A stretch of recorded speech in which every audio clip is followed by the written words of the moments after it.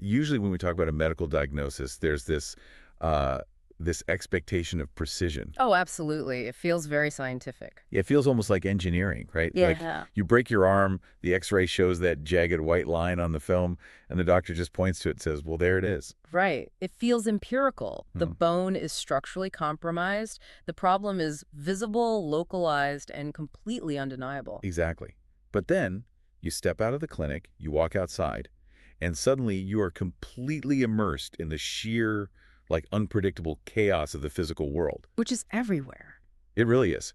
Cars are speeding by, splashing puddles. A stray dog is barking wildly on the corner.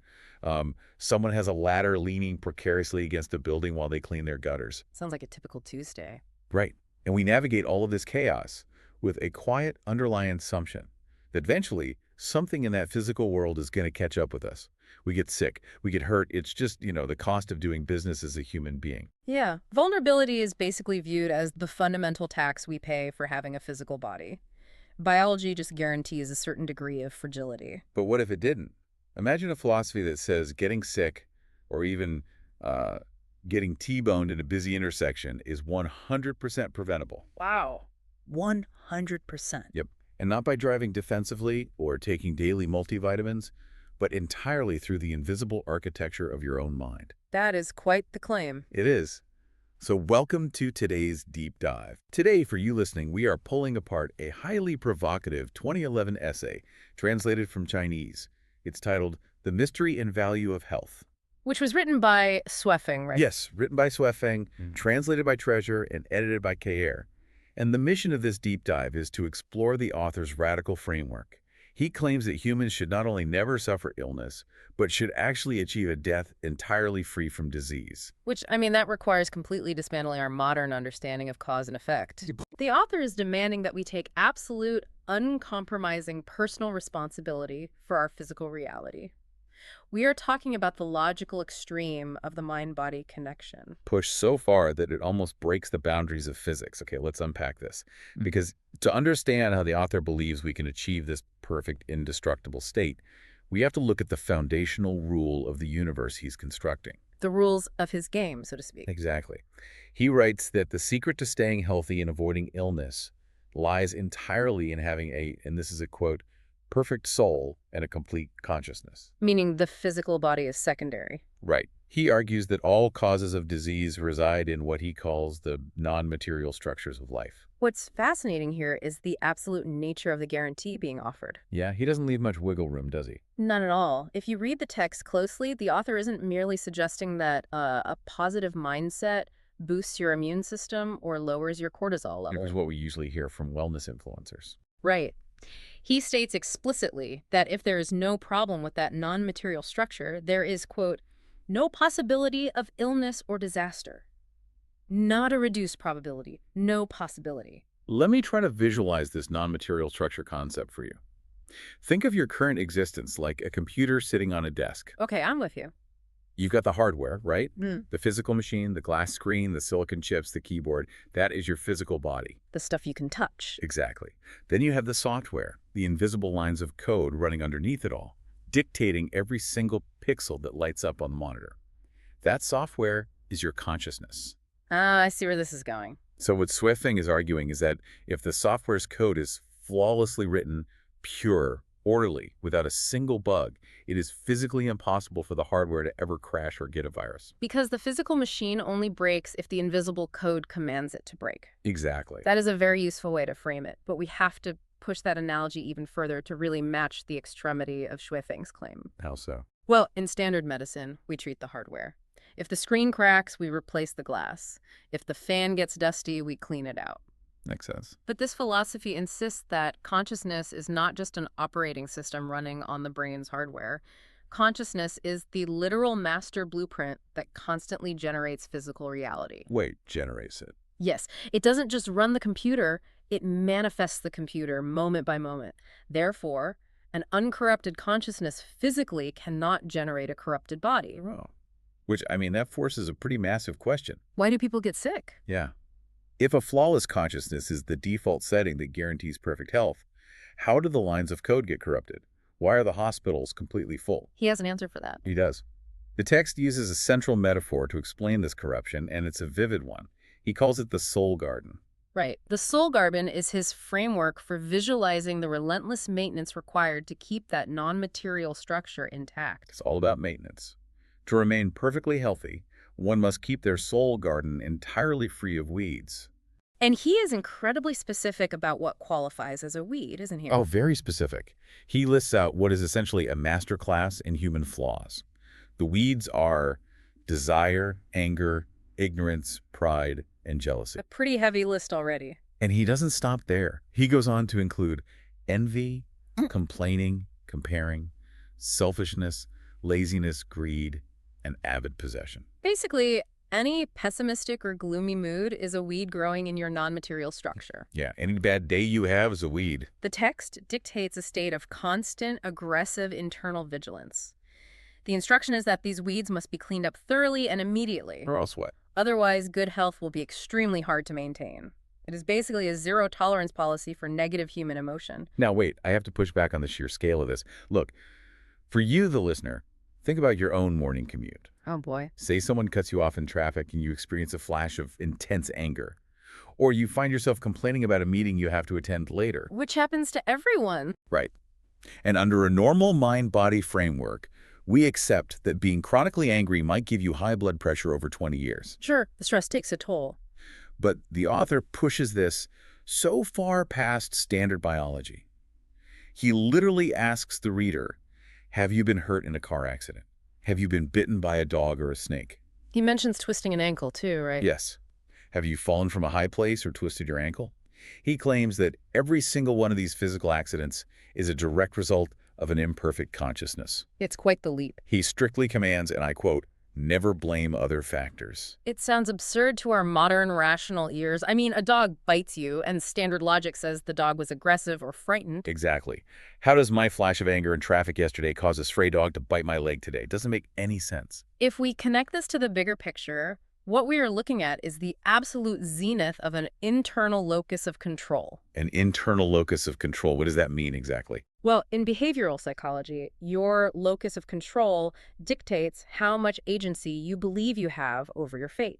Okay. Most people operate with a mixed locus. You control your work ethic, but you acknowledge the reality of external chaotic forces, like a reckless driver or a wild animal. Sure, I can't control the weather. Right.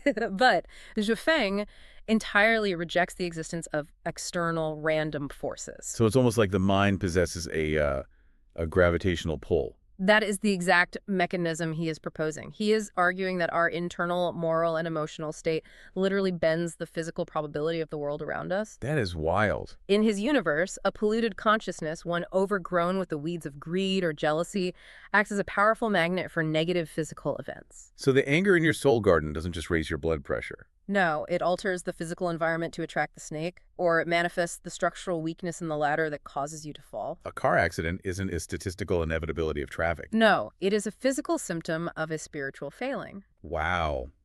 That is a staggering burden of responsibility to place on a person's shoulders. It's immense. If you get sick, or if you twist your ankle, it is a moral failure. You allowed a weed to grow.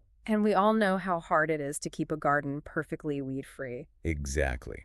And if health is strictly dictated by the gravitational pull of your soul garden, then pretty much everything humanity has ever invented to treat the physical body is a complete waste of time. Because it's treating the wrong thing. Which is exactly what the author concludes.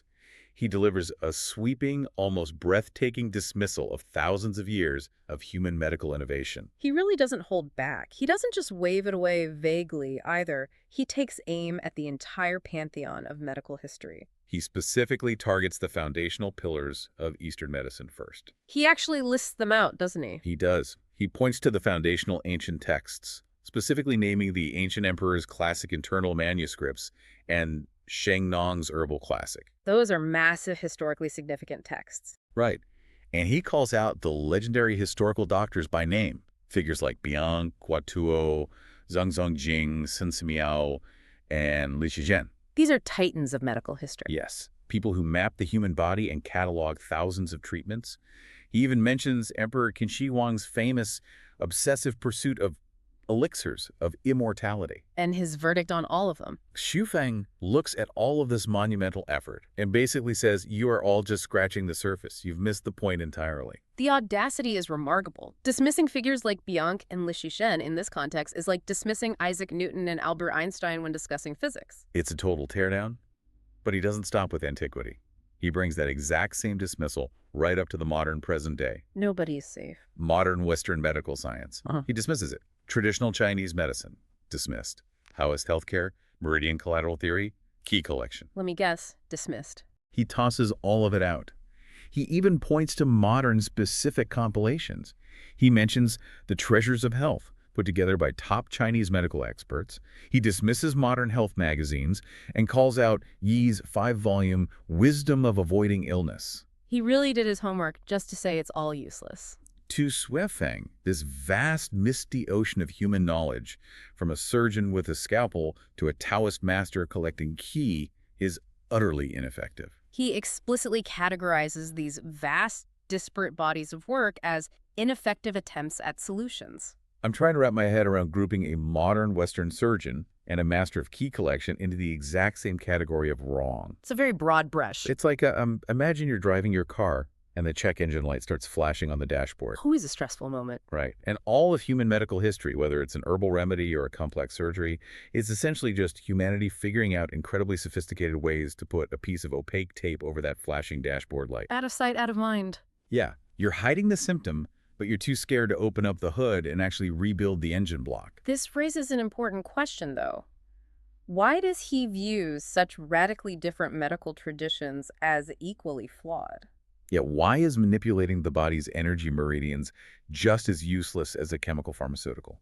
The underlying logic of his viewpoint is that any treatment applied to the physical body, or even to the body's subtle energy channels, is fundamentally a waste of time if the non-material structure remains polluted. If the software code we talked about earlier still has bugs. Exactly, because the hardware will just crash again. That makes sense within his framework. Precisely.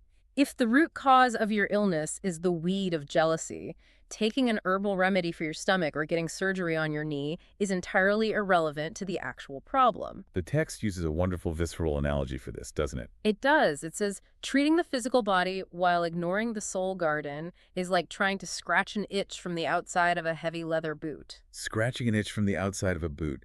That is a wild, frustrating image. It perfectly captures the futility he sees in medicine. You're furiously scratching the leather, but you're never actually touching the skin where the problem lives. Okay, so if every hospital, every herbalist, and every acupuncturist on earth is just scratching the outside of the boot, how do we actually get inside? How do we fix the root cause? Right. If our consciousness is the engine and we need to rebuild it, what is the manual? That is where the essay shifts from a philosophical critique into a surprisingly literal instruction manual.